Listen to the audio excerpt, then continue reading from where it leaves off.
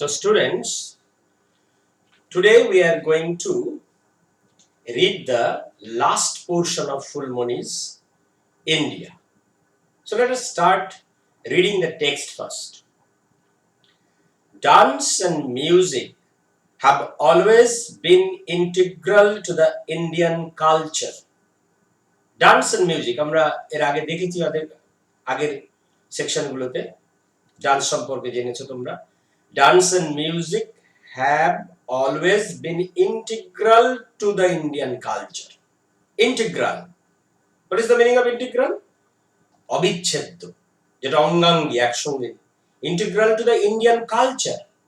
আমাদের যে ভারতীয় সংস্কৃতি তার একদম অবিচ্ছেদ্য অঙ্গ. Fulmoni has a sweet voice. So Fulmoni has a sweet voice. You have already learned that Fulmoni was a natural dancer. He could paint. So Fulmoni had so many talents. Fulmoni has a sweet voice.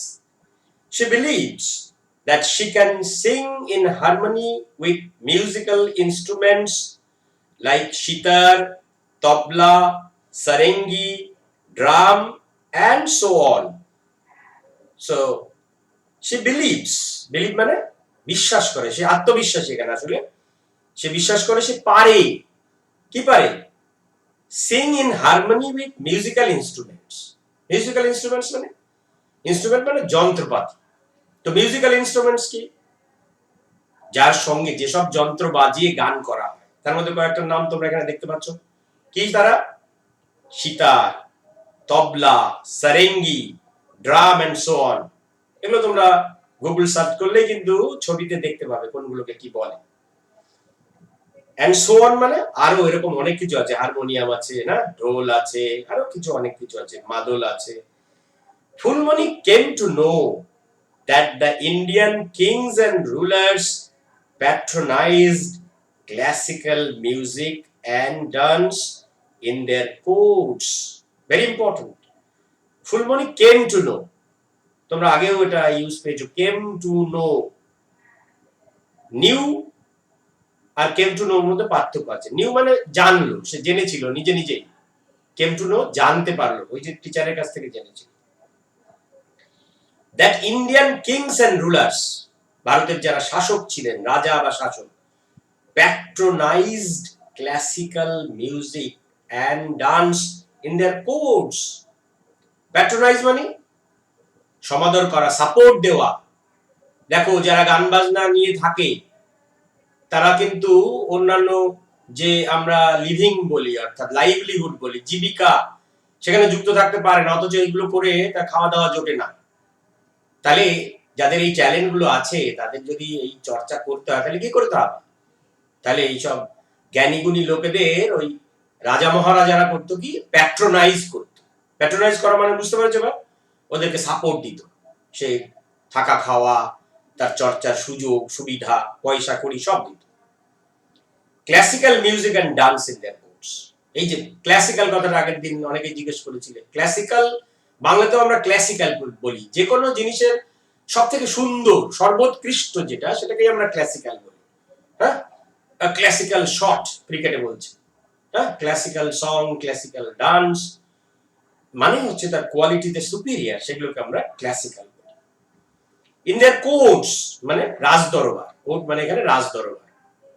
Emperor Akbar loved to listen to the songs of Tansen.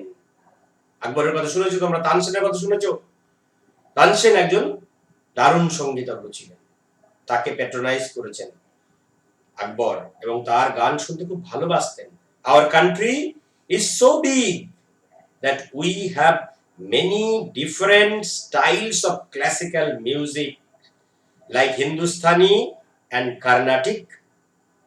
এর আগে আমরা দেখেছি কত রকমের নাচ আছে, কত রকমের নাটক আছে. হ্যাঁ, এবার আমরা কি দেখছি?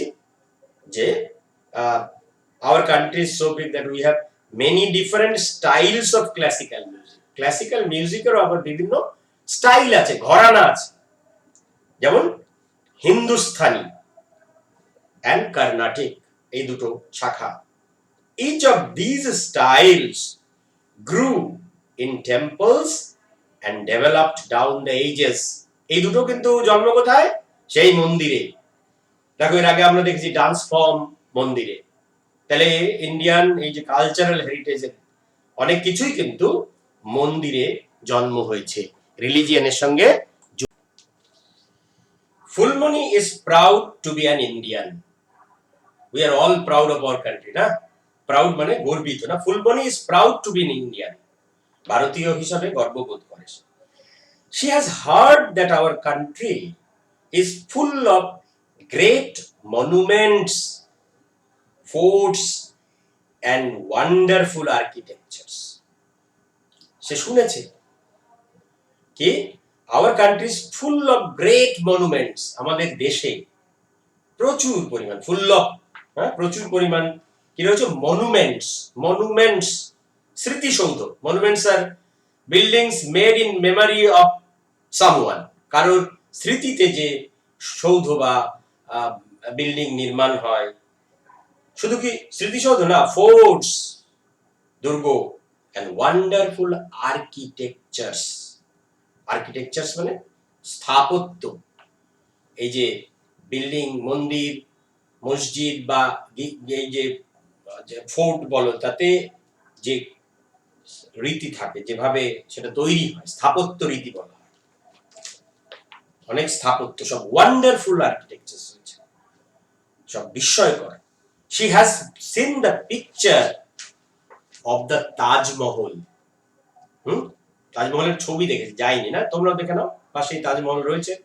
Maybe some of you have visited Agra. কেউ হয়তো আগ্রাতে গেছো, তারা দেখে এসছো। It is one of the 7 wonders of the world. পৃথিবীর সপ্তাশ্চর্য, শুনেছো তো? নাম শুনেছো? তাহলে এটাও one of the 7 wonders। তোমরা যদি ইকো পার্কে যাও আমাদের কলকাতার কাছাকাছি, তাহলে কিন্তু সেই 7 ওয়ান্ডার্সটাকে ওখানে দেখতে পাবে। The Fort of Agra and the Red Fort in Delhi are also worth seeing. আগ্রার দুর্গ বা লাল দুর্গ, এটাও দিল্লিতে যেটা আছে, সেটাও কিন্তু worth seeing মানে একবারে দেখার যোগ্য। The huge gateway or বুলন্দ Darwaza, huge, very large gateway, এখানে দরওয়াজা বলছি, বুলন্দ দরওয়াজা, built by Emperor Akbar at Fatehpur Sikri, is also among the monuments that Fulmani wishes to see. তাহলে বুলন্দ দরওয়াজা কে তৈরি করেছিলেন? built by, who built the বুলন্দ Darwaza? Akbar. and where? at Fatehpur Sikri. এটাও কিন্তু among the monuments that Fulmani wishes to see. Phulmoni এতদিন গল্প শুনেছে, কিন্তু তার দেখার ইচ্ছা আছে। আমাদের সবারই ইচ্ছা করে, না? আমাদের ভারতবর্ষে কি কি দ্রষ্টব্য আছে, সেগুলো আমাদের দেখার ইচ্ছা করে, সেগুলো আমাদের কালচারের অংশ। She hopes that someday she will be able to travel all over India and see all the fascinating monuments. তার আশা কি? She hopes যে একদিন না একদিন she will be able to travel all over India, সারা ভারত ঘুরবে। কেন? and see all the fascinating monuments. Fascinating মানে একদম মনোমুগ্ধকর monuments, সৌধ। So this is the reading of the text.